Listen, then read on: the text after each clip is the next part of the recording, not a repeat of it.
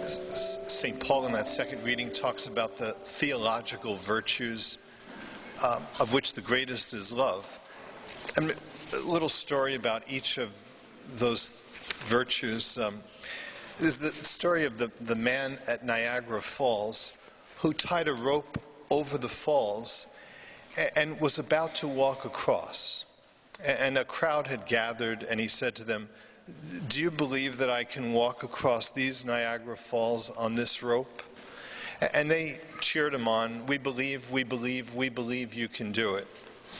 So he steps onto the rope and slowly makes his way across to the other side. And then when he gets over there, a bigger crowd is gathered, and he says, "Do you believe that I can walk across these Niagara Falls on this tightrope blindfolded?" And the crowd again cheers him on. "We believe, we believe, we believe you can do it." And slowly he makes his way across the falls again. And finally he asks the crowd, "Do you believe that I can walk across these Niagara Falls blindfolded, carrying a person on my back?" And again, "We believe, we believe, we believe you can do it." And then he asked for a volunteer, okay? And they say, and nobody moved, okay? And the question was, did they believe? At Mass we say, "We believe, we believe, we believe," okay? But we don't believe only from the head up, okay? Faith is not something we do only in our heads. But faith is the foundation. Faith is the foundation of hope. And hope is the foundation of charity. St. Thomas Aquinas says there's an order of procession to the theological virtues. And the order of procession is faith, hope, and charity. That if we have little faith, we have little hope. If we have great faith, we have great hope. If we have no faith, we have no hope. Okay? The foundation of hope is faith, and the foundation of charity is faith and hope. Okay? Now, Father Mitch Pacwa explains the virtue of hope using the example of a little boy who gets bullied at school. The boy gets picked on, and he says, "I hope he doesn't pick on me today." And Father Mitch Pacwa says, that is not hope. Okay? Father Mitch Pacwa says, hope means that the boy goes to the gym every day and works out so that he can take out the bully. Okay? Okay? Hope means that I must act to reach the end that I hope to attain. Hope is not idle wishing something to happen.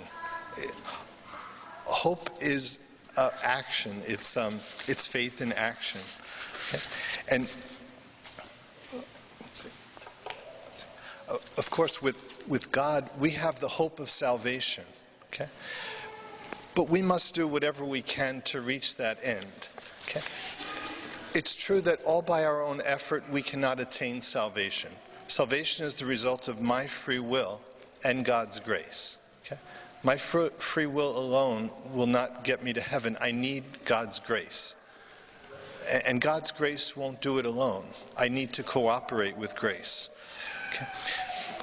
Father Peyton, in his meditations on the Rosary, says that we have to be convinced of our own hopelessness, our own weakness, our own inability to do anything, and then we put our hope in Christ.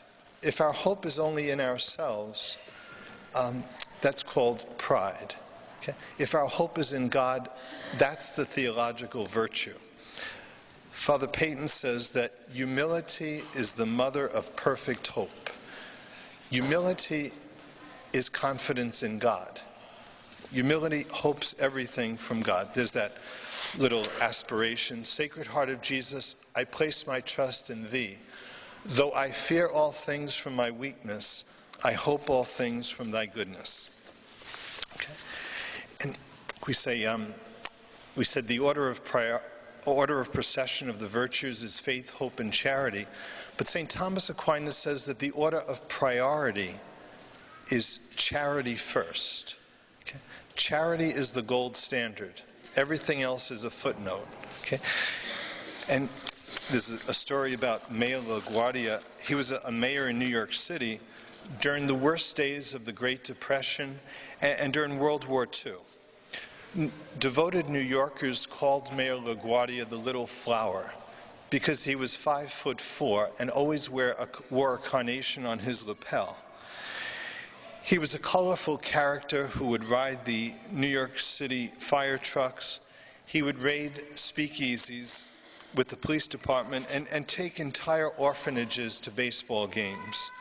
Whenever the New York newspapers went on strike, he would go on the radio and read the comics to the children, the Sunday comics, funnies.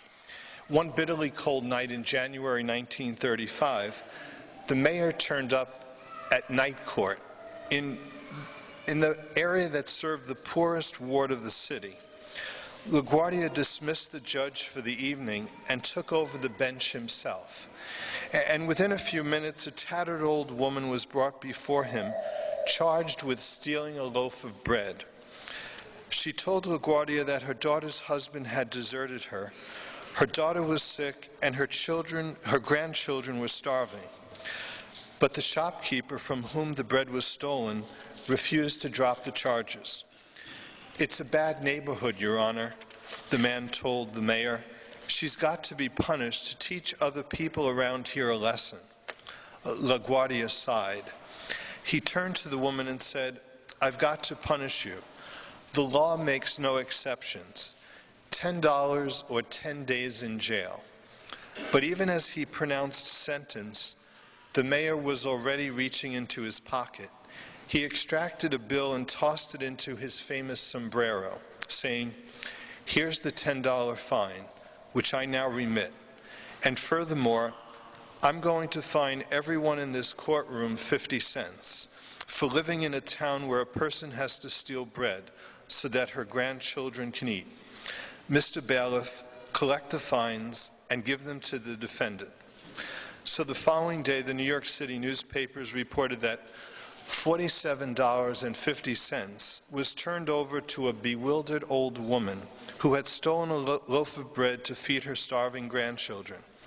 50 cents of that amount being contributed by the red-faced grocery store owner, while some 70 petty criminals, people with traffic violations, and New York City policemen, each of whom had just paid 50 cents for the privilege of doing so, gave the mayor a standing ovation. Pope Benedict says that truth without charity is a clanging cymbal. Okay? It's just a lot of noise. Okay? Truth without charity is a clanging cymbal. Truth devolves into pride. Wisdom devolves into pride without love. Okay?